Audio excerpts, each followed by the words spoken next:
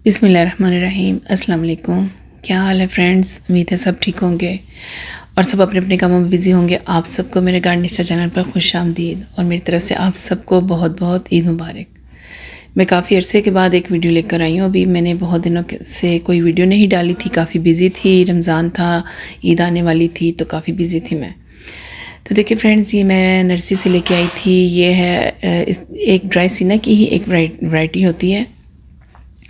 तो इसको वैसे एक नाम भी दिया गया हुआ है इसको, सॉन्ग ऑफ इंडिया। वो क्यों दिया गया है समझ तो नहीं आती मुझे, लेकिन बड़ा ही खूबसूरत ये एक ड्राइसिना की ही वैरायटी है। बड़ी ही खूबसूरत, रिफ्लेक्सा कहते हैं इसे, ड्राइसिना रिफ्लेक्सा की वैरायटी है ये। तो बहुत ही खूबसूरत सा इसका एक टेक्सचर होता है। वाइट, येलो और ग्रीन कलर के पत्ते, बड़े खूबसूरत से लंबे लंबे, जैसे कि स्पाइडर प्लांट होता है उसी किस्म के इसके ये पत्ते होते हैं। और ये एक ख़त्म होने वाला प्लांट नहीं है, ये परमानेंट प्लांट है। अगर आप इसकी अच्छी सी देखभाल केयर कर सकते हैं तो ये एक परमानेंट प्लांट है। और देखिए इसकी जो स्टेम है, इसमें इतने ज़्यादा नोड एरियाज़ होते हैं। ये जितने पत्ते हैं ये इतने ही इसके नोड एरिया है। तो यहाँ से आप इसकी स्टेम्प लेकर इसको प्रोपोगेट भी कर सकते हैं आप। तो ये एक बहुत ज़्यादा यानी कि शेड लविंग प्लांट है ये। बहुत ज़्यादा इसको सनलाइट की ज़रूरत नहीं होती। ये रोशनी की ज़रूरत तो होती है, लेकिन बहुत ज़्यादा इसको धूप की ज़रूरत नहीं होती, क्योंकि शेड में इसके पत्तों के ये जो कलर हैं ये बहुत खूबसूरत से आते हैं। कुछ प्लांट्स होते हैं जिनके धूप से कलर आते हैं, लेकिन ये जो है थोड़ा शेड में रखने से इसके कलर खिल के आते हैं, येलो और ग्रीन कलर के। तो ये प्लांट मैं लेकर आई थी नर्सरी से। मैंने अभी तक इसको रिपोर्ट नहीं किया, और इसको मैंने जहाँ रखा हुआ है बिल्कुल ही शेडी एरिया में रखा हुआ है। अभी मैं इसको उठा के छत पे रखूँगी। अभी मैंने इसको नीचे ही अपने टेरेस में रखा हुआ है। तो ये ना हो कि ये बर्न होना शुरू हो जाए। इसके हल्के हल्के से मुझे पत्ते लग रहे थे जैसे कि ऐसे साइड से ऐसे ख़राब होना शुरू हो रहे हैं, ब्राउन से होना शुरू हो रहे हैं। तो मैं अभी इसको उठा के तो छत पे रख दूँगी। और इसको मैं रिपोर्ट भी करूँगी मिट्टी के गमले में, क्योंकि इसके लिए पानी बहुत ज़्यादा खड़ा रहना बेहतर नहीं होता, क्योंकि ये एक सॉफ्ट स्टेम वाला प्लांट होता है।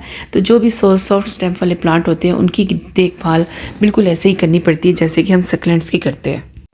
और जैसे कि सक्लेंट्स को पानी की ज़्यादा ज़रूरत नहीं होती और वो ज़्यादा पानी में ख़राब हो जाता है, ये भी सेम वैसा ही होता है, क्योंकि इसकी भी जो स्टेम है काफ़ी सॉफ्ट होती है और इसको कोई ज़्यादा उसकी ज़रूरत नहीं होती खाद वगैरह की।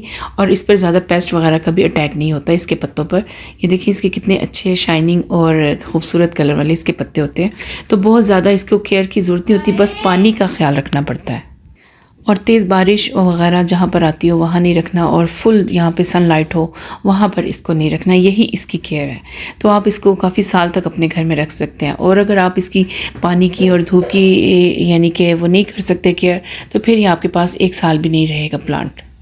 ऐसे हमारे पाकिस्तान में ये बहुत काफ़ी शहरों में ज़्यादा ग्रो भी नहीं होता, काफ़ी यानी कि मुश्किल से ग्रो होता है। सिर्फ एक कराची वाली साइड पर, जो कराची के एटमॉस्फेयर में ना इसकी ज़्यादा अच्छी ग्रोथ होती है, और वहाँ इसकी कटिंग बहुत जल्दी और आराम से लगती है, और वहाँ ये बहुत जल्दी ग्रो करता है। तो ये देखिए फ्रेंड्स, मैंने अपने छत पर ला के इसे रख दिया। यहाँ पर सुबह की धूप आती है 2-3 घंटे की, बहुत तेज़ सारा दिन की धूप नहीं आती यहाँ पे। ये देखिए सुबह सुबह की धूप यहाँ आती है 2 घंटे की, तो वही इसके लिए बहुत है।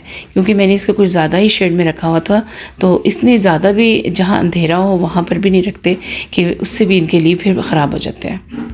और फर्टिलाइजिंग की बात करें तो एक बार इसकी मैं ये वाला पॉट चेंज करूँगी। इसको मैं मिट्टी के गमले में लगाऊंगी, और फिर इसकी मैं एक बार इनको मैं कंपोस्ट डाल दूँगी इस सीज़न में।